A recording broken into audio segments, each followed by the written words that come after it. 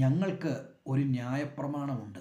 അവൻ തന്നെത്താൻ ദൈവപുത്രൻ ആക്കിയതുകൊണ്ട് ആ ന്യായപ്രമാണ പ്രകാരം അവൻ മരിക്കേണ്ടതാകുന്നു എന്ന് ഉത്തരം പറഞ്ഞു.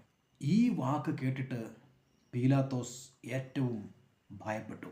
കർത്താവായ യേശുക്രിസ്തുവിനെ പീലാത്തോസിൻ്റെ മുമ്പിൽ വിസ്തരിക്കുവാനായിട്ട് നിർത്തിയിരിക്കുന്ന സമയത്ത് കർത്താവായ യേശുക്രിസ്തുവിൽ ഒരു കുറ്റവും കണ്ടുപിടിക്കാൻ ആർക്കും കഴിയുന്നില്ല. അപ്പോൾ പുരോഹിതൻ പറയുകയാണ്, ഞങ്ങൾക്കൊരു ന്യായപ്രമാണമുണ്ട്, ആ ന്യായപ്രമാണ പ്രകാരം ഇവൻ കുറ്റക്കാരനാണ്.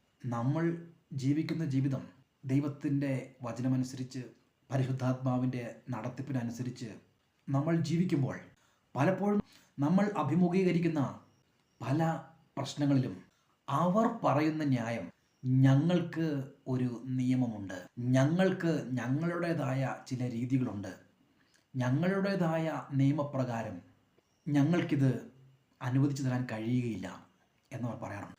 കർത്താവായ യേശുക്രിസ്തുവിനെ നോക്കുക.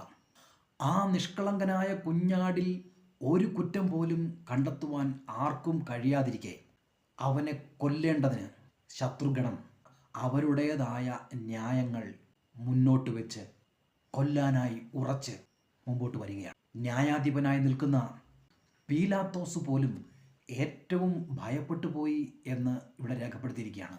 നീതിപീഠത്തിന് പോലും നാം തെറ്റുകാരല്ല എന്നറിയാമെങ്കിൽ കൂടി ചമയ്ക്കപ്പെട്ടിരിക്കുന്ന നിയമങ്ങളുടെ മുമ്പിൽ നമ്മളെ കുറ്റവാളികളായി മുദ്ര കുത്തുന്ന എത്രയെത്ര അനുഭവങ്ങൾ ക്രിസ്തീയ ലോകത്ത് നമുക്ക് കാണാമെന്നറിയാമോ?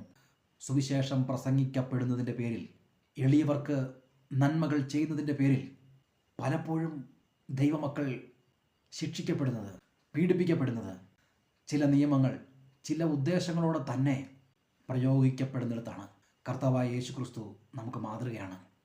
കർത്താവ് പറയുന്നു, ആ പീലാത്തോസിൻ്റെ മുമ്പിലും തനിക്കെതിരായി എല്ലാ നിയമവും, തനിക്കെതിരായി എല്ലാ ജനങ്ങളും ഒന്നായി എതിർത്ത് നിൽക്കുമ്പോഴും കർത്താവായ യേശുക്രിസ്തു താൻ ആരാണ് എന്നറിഞ്ഞുകൊണ്ട് ഉറച്ചു നിൽക്കുന്നതായിട്ട് നമുക്ക് വചനത്തിൽ കാണാം. പ്രിയരെ, നമുക്കും ഈ ക്രിസ്തുവിൻ്റെ അനുകാരികളായി ജീവിക്കാം. എന്തെല്ലാം പ്രശ്നങ്ങളും എന്തെല്ലാം പ്രതികൂലങ്ങളും നമ്മുടെ ജീവിതത്തിൽ വന്നാലും കർത്താവായ യേശുക്രിസ്തുവിന് എന്നെക്കുറിച്ചൊരു പദ്ധതിയുണ്ട്. അതെൻ്റെ നന്മയ്ക്കായിട്ടുള്ള പദ്ധതിയാണ്, അതെൻ്റെ നാശത്തിനായിട്ടുള്ള പദ്ധതിയല്ല എന്ന് ഓർത്ത് ഉറച്ചു നിന്ന് വിജയകരമായ ഒരു ക്രിസ്തീയ ജീവിതം ഈ ഭൂമിയിൽ നമുക്കും ജീവിക്കാം.